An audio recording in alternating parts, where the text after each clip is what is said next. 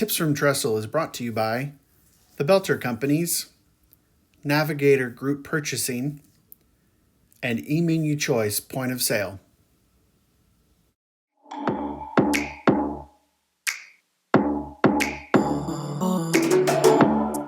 Welcome to Tips from Trestle.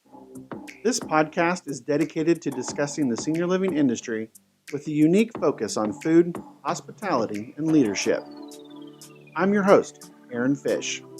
As a 25-year veteran of the hospitality industry, I've focused my work on creating exceptional experiences for the customers we serve. My goal for this podcast? Educate, inform, and inspire leaders in senior living to bring food and hospitality to the front of mind in our industry.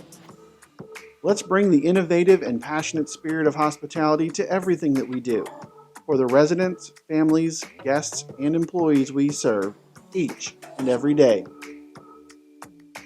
So what are we waiting for? Let's get to it.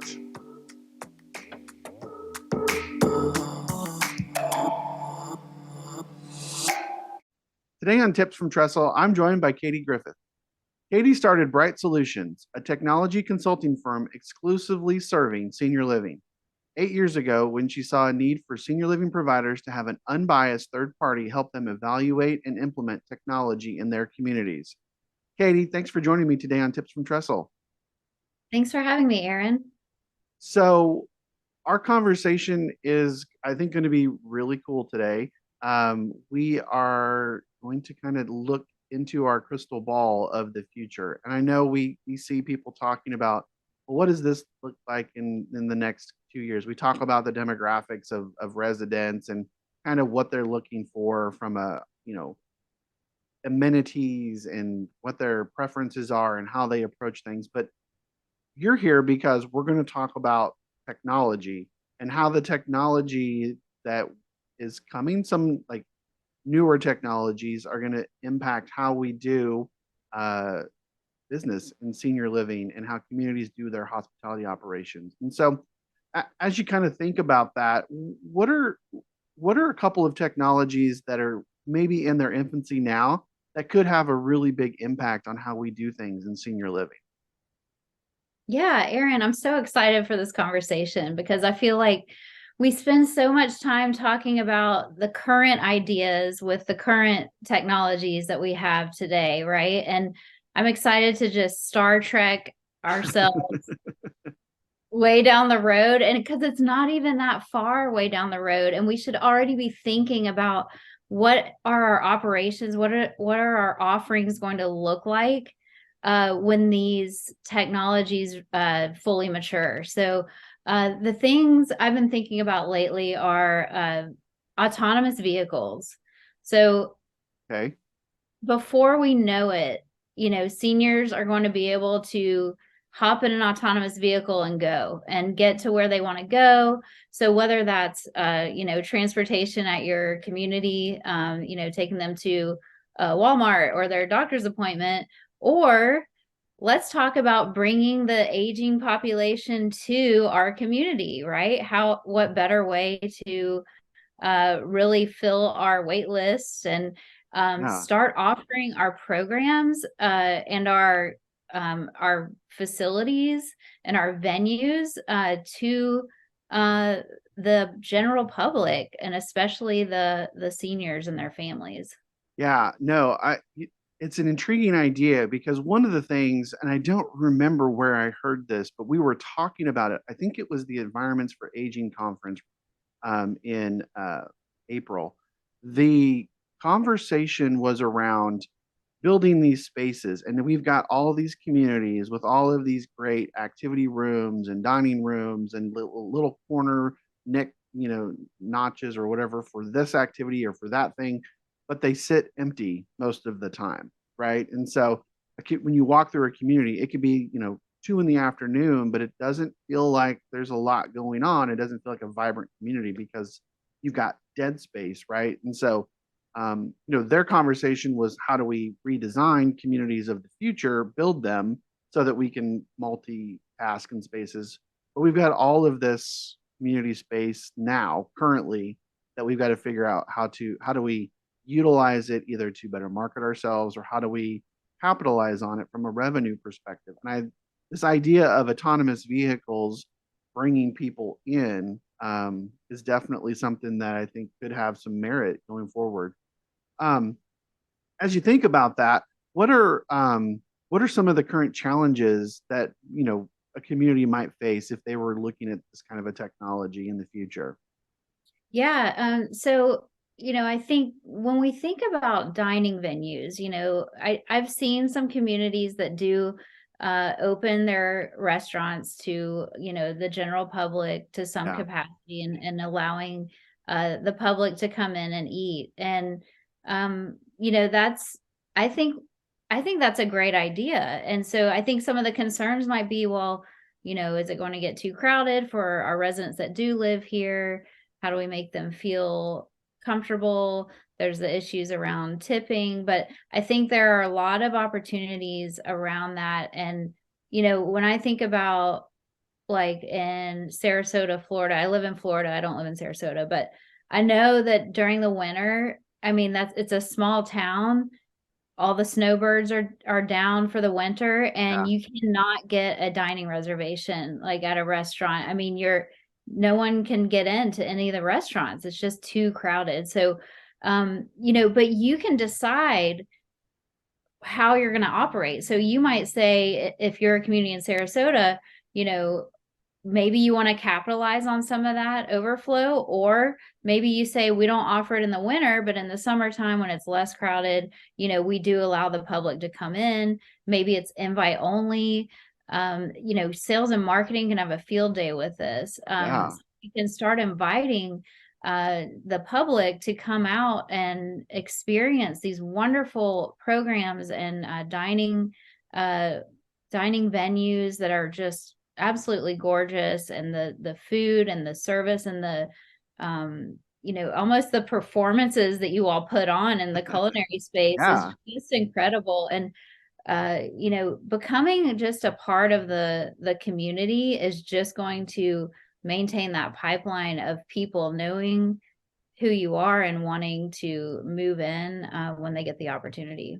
Yeah, the idea of using a technology like autonomous vehicles to create to set your community up to be almost like a destination for someone who, and that snowbird example is perfect, right? You've got somebody who is age appropriate, who's taking advantage of the food, the outlets, the activities, the programming, and it could be a very, uh, synergistic approach to how you work with the outside community. It is one of the things that I don't know that we talk about a lot is it a lot of times feels like there's this wall between a senior living community and the community outside, right? Like we bring people in to do activities, we'll bring performers in, things of that nature, but there just always kind of seems to be this barrier, and I think the Yeah. more you open that up, the better it'll be. Um, One of the Yeah. other things I thought about with autonomous vehicles is kind of the opposite of what you're talking about, right? There are these, and I don't know exactly how to describe them. They're almost like little mini food cars that Yeah. there some operators that are doing food service on college campuses.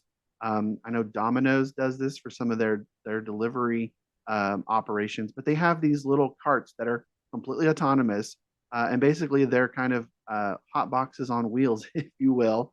Yeah. Um, and so when you think about, well, how do I maximize revenue for my operation? I've got a kitchen, it's $250,000 to build, and it basically sits empty and idle 12 hours out of the day.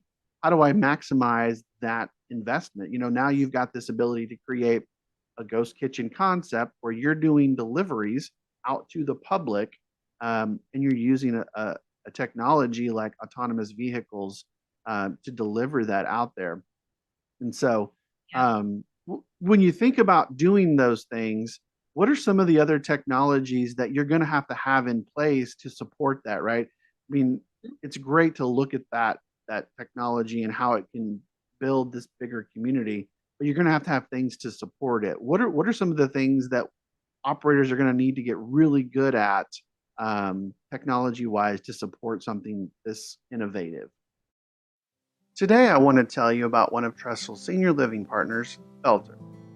Belter is a food service design, equipment, and supply company that has been providing expert guidance to the food and beverage industry for nearly a century. A strategic partner to the most successful food service operations in the country, Belter provides support in kitchen and bar design, equipment procurement and install, and supplies. Their team of senior living food service experts have experience across the continuum of care. From independent living to skilled nursing and CCRCs, Belter specializes in right-sizing new facilities, modernizing remodels, and providing the right food service equipment and supplies. At Belter, they are committed to creating memorable experiences for their customers and their guests. With their top-notch team and a global network of quality supplier partners, their customer-focused approach is built on a foundation of collaboration and decades of industry experience. So thank you for considering Belter for all of your food service needs. Yeah. So the point of sale technology, the great news is that there are some options out there today that not only support our residents' meal plans and accounts, but at the same time, some of them also have a fully built out loyalty program for like the general public, like we're used to seeing. So I have my Domino's app on my phone, Yeah. and I can go get the Tuesday medium pizza special for $6.99. I never do that. Can you tell? So, now we have these loyalty programs we can offer. So you want to make sure your point of sale can handle, the general public versus residents. Of course, you've got tipping involved as well. And I do want to say too, like as people are listening, they probably have all these other alarms going off too, like security and how are we going to have all these people from the public coming in, and I get it. Like, there are things that we have to plan for and figure out, but let's do it. I mean, let's plan it and figure it out. I mean, obviously independent living is much more reasonable for this type of thing. Yeah. Building so many more apartments to accommodate the baby boomers that are coming, right? Do we build a community space that, can offer on-site daycare, for our workers and just for the community? You can be thinking ahead of these ideas. I'm not suggesting that we become daycare people, but you can certainly hire a third party school to open up in your building, and then we've got all these opportunities for the community center. Let's become the new community center, as opposed to that old brick government building rundown building that's like the community center for your little town. Yeah. Why don't you become the community center, right? Yeah, you were telling me earlier about this concept, and I don't remember where it's located, but you were telling me that there's already some operators that are kind of sort of working through that. And can you talk a little bit more about that and kind of refresh So me on yeah, that? this is so down the street from me. It's in Nocatee, Florida. It's called The Link. And I mean, this is not senior living, but it is, they call it The Link because it is really a state-of-the-art community center where I can actually rent an office there for my business. There's co-working spaces, there's private offices you can rent, but then they also have all these different types of events. Like my son, we could be members where my son could go do like Roblox party night where a bunch of kids show up with their laptops and they play Roblox together. They have an immersive room that's kind of like VR without the headsets where, let's go on a trip to Antarctica on Wednesday night. And just, it's like this multifunctional, just programming extravaganza for all generations, Yeah. offering things to everyone. So it's like we could just take some ideas from that and start to become this hub, in our communities, and start bringing in. I mean, how many opportunities for revenue does that bring us, Yeah, as well? no, this idea, I hear people talking about intergenerational programming and how do we do that? And I think having some of these kind of out of the box futuristic ideas of, well, instead of trying to, let's take this idea of intergenerational programming, it's a round peg, a square peg, and I'm sticking it in this round hole of senior living. Well, maybe the round hole of senior living needs to change to, well, maybe it's an intergenerational you know, campus or community that has the ability to do all of these things where you bring in uh, all of these activities and this ability to create a community. And oh, by the way, attached to the, I don't know, we'll say 5,000 square feet of that space, which is retail and it's a revenue generator and there's ways to capitalize on that. Oh, by the way, we just happen to have a 200 unit senior living community with to IL, AL, and memory care all right there that it easy access for them as well as there's ways to get the community involved. And when you think about how do we get engagement going, you can definitely plan for that. That definitely works when you think about new builds. And it fits into that mindset of what do we do to engage more boomers to get them more enticed and more focused on looking at senior living as an option earlier. You know, I Yeah. I did Mhm. a podcast with Shane Connor. We were talking about real estate, and one of the things that came up in that conversation was we're talking about boomers right now, but when you think about assisted living, like the average age of someone in assisted living is what, 82, 83 maybe. So boomers are turning 65 and 70 right now. They're Mhm. still 10 years away from that unless something, catastrophic happens. So if you're wanting to capitalize on that boomer age gap, what do you need to do? And I think some of the things we're talking about with, the ability to get to these activities, ability for a community to outreach with, food and activities and, using a technology like autonomous vehicles, the piece that we haven't talked about, which everybody seems to be talking about now, is the staffing component, right? Yeah. Yeah, and I think, well, and one more, to put a pin in that too, one more piece that I think about is boomers want to age in place. Let's just face it, that's kind of Yes. what a lot of them want to do, like aging in place, aging in place. And um some of them will, some of them won't, but for the ones that do, or if I'm taking care of my mother because of the staffing crisis and I feel like there's nowhere to that she can go, that I don't feel comfortable yet, Mhm. how awesome if I can send her over to that community center to do some of these great activities and programming, or to have lunch with her friends. Like, hey, me and my friends call each other and say, let's send our moms to the community, to have lunch, and that community could send the autonomous vehicle to my house to get my mother. I can help her out, go, someone meets her there and helps her out. So anyway, just grabbing, we're going to be a magnet, right? And just pull Yeah. them in and let them see what it's like to be part of that community. But Yeah. yeah, the as far as, again, the workforce crisis, AI is just showing some really promising results, and it can be a scary topic, right? Yeah. No, We're you're transitioning to something I definitely wanted to ask you about, because, you know, just here in the last few, last 2 or 3, 4 months, right? The AI has really kind of just popped up. And I haven't seen a lot of people in the senior living space talking about it.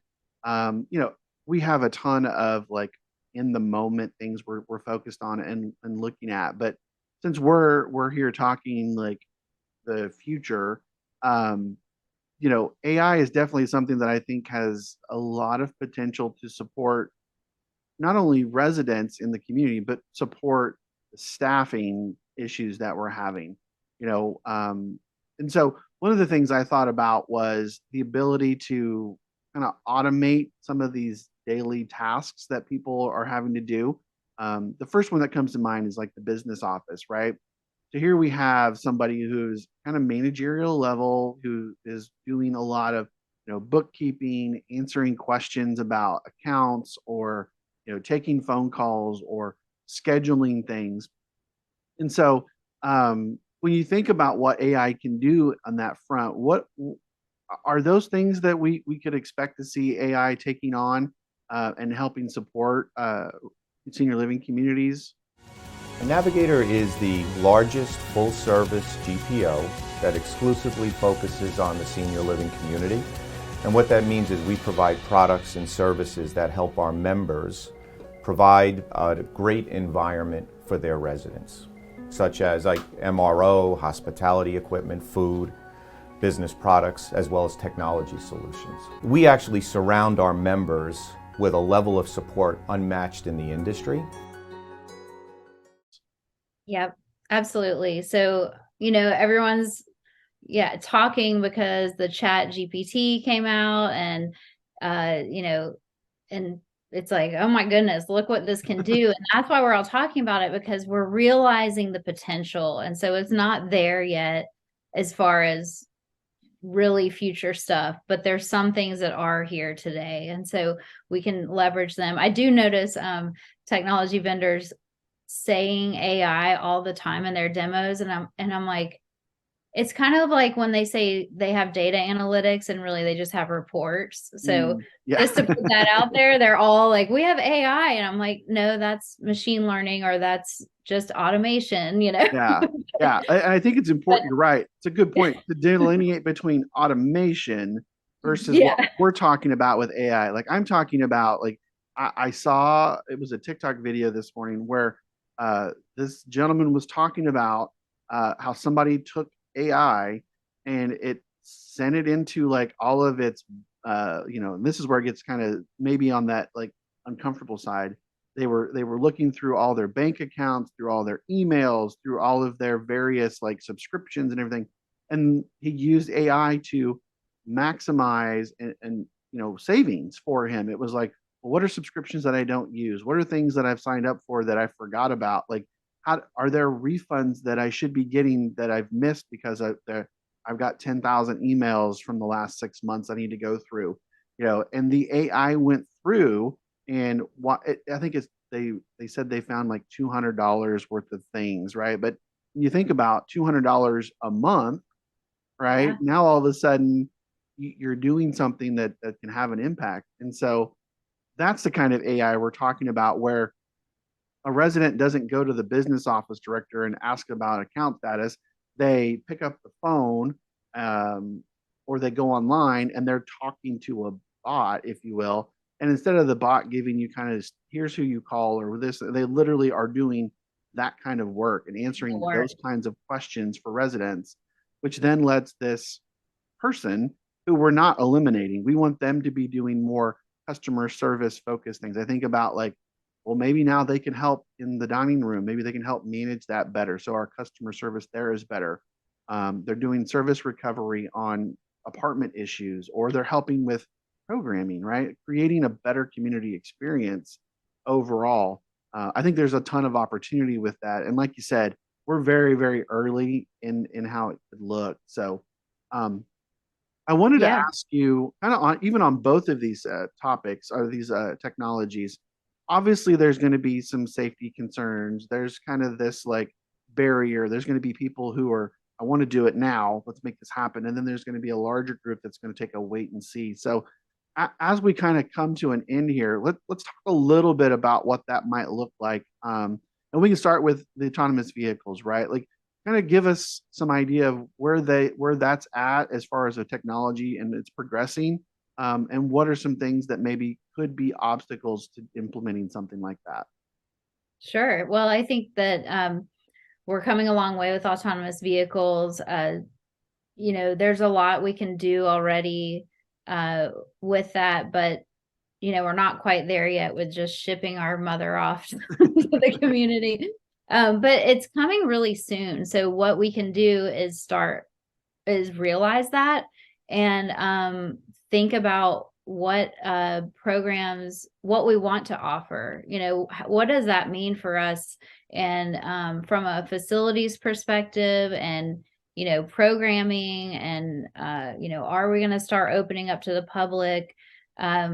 Or is it just, we're going to serve our residents with these autonomous vehicles? So, really just start thinking about what that might look like, especially with construction and, and security type things, so what concerns do we have, and is there a way to overcome those concerns, and just start kind of strategizing. And then with AI, right now you can start automating even without AI. There's a lot of opportunities to automate and lighten your administrative burden with the technologies that you have in place today that just haven't been built out. Yeah.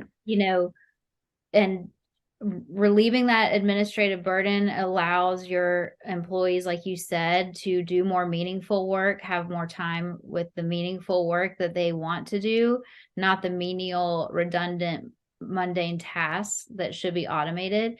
And that also is going to bleed over into recruitment and retention, because if you hire me and we're doing a great job of promoting working in aging services and how great it is. If I show up and I'm just doing these redundant tasks that should be automated and I see all these inefficiencies, I'm going to leave. Yeah. If I show up and I actually am doing meaningful work that I feel like, gives me purpose or has a purpose, that's what you're enabling your employees to be able to do by automating. And then, of course, AI, I mean, not only just those communications from the business office to the residents could be automated in the future, just automatically responding, but it sounds human. It doesn't sound like that bot as much. That bot is getting better and better. But also internal communications. So, I mean, we're even going to be able to just really reduce how much email we are managing every day. Yeah. Because it's just going to all happen, for us. And, we mentioned like the scary stuff with AI and security and things like that. And there are concerns, but it's just kind of like with social media. We have some big problems with social media now, like as a society, it's causing societal issues. But there's so many great things about it. And it's just going to be the same thing with AI. It's like, yes, there's bad actors or there's just bad ways to use it, but there's so many great opportunities for it too. And so we're just going to have to navigate that as a society. So it's not like AI is bad or it's good. It's just how it's you how you use use it. the technology. As we keep talking, like I keep having all of these various ideas pop into my head, right? Like Love having it. like a for staff, right? Frontline staff, we're always worried about how can we get more people. The meaningful work is important, but the wage is important too. And so if we can streamline some of these tasks, well, now we've got resources that we can use elsewhere. If we're maximizing this idea of, I call it retailization, this retailization of what we offer to people who are going to pay for those services. Well, now we have additional resources to increase wages as well. But even using like AI to be able to have, uh, you know, almost like an assistant for every person working, right? Like I just think about like if I'm a med tech, right, and I'm working, I've got to remember all these aspects of what I'm doing. Well, if I need a quick referral or quick support on something or to ask a question about it, instead of having to drag the nursing director down for something, well, maybe I can ask the AI bot, hey, what should I do in this situation? Or how can I answer this thing? And it can give you feedback on it, and the more comfortable we get with those kinds of ideas, I think the better we can make the working environment for all of our employees. So I love that. I yeah, totally agree. we're right at time, and the crazy part is I feel like we could probably talk for another hour about this. Me Uh, too. so, but this, I think we hopefully we're gonna get some people thinking, and maybe we can start some conversations around this, and really kind of push us to looking way more into the future than I think we are now, which would be really great for the industry as a whole. So, Katie, I want to thank you for your time today. This has been a great conversation, and thanks for joining me on Tips from Trestle. Thank you, Aaron.